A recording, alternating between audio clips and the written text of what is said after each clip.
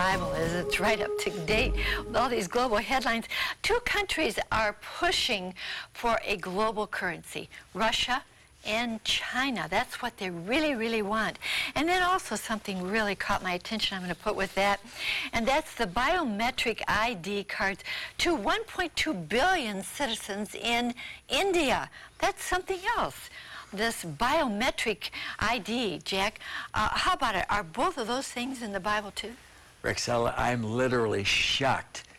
Let's take this thing about money. Not only does Russia and China want this, but Japan wants a new financial system. But get ready for a real hair raiser.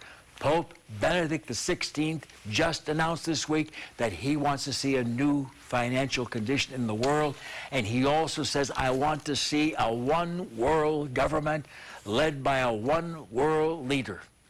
And that, my friends, is undoubtedly the leader of the New World Order. Now, it's going to deteriorate to the place where they're casting their silver and gold in the streets in Ezekiel 7:19 because everything's become worthless. And so now, because of cash, they're going to a new system, a numerical system with chips embedded in the hands and forehead. And the number there is 666 in Revelation 13, verses 16 to 18.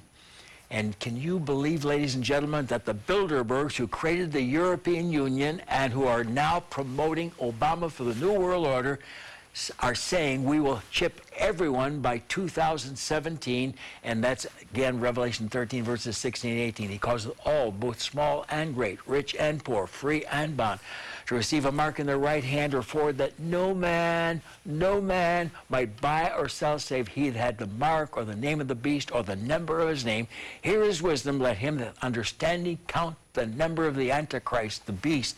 For it's the number of a man, and his number is 666. You also find it in Revelation 14, verses 9, 11, 15, 2, 16, 2, 19, 20, and 20, verse 4. Oh, Jack, that is exciting. Isn't it wonderful the Bible addresses everything? Everything that you can imagine the global headlines contain, God draws our attention to in the Bible. I'm so glad. Jesus died for you. Jesus will save you. But you must do something. Whosoever shall call on the name of the Lord shall be saved, Romans 10:13. Do it right now. Lord, thank you for the shed blood. Thank you for dying for my sin. Thank you for being willing to save me forever. I trust in you this day as my own personal Savior. Come into my heart, Jesus. Amen.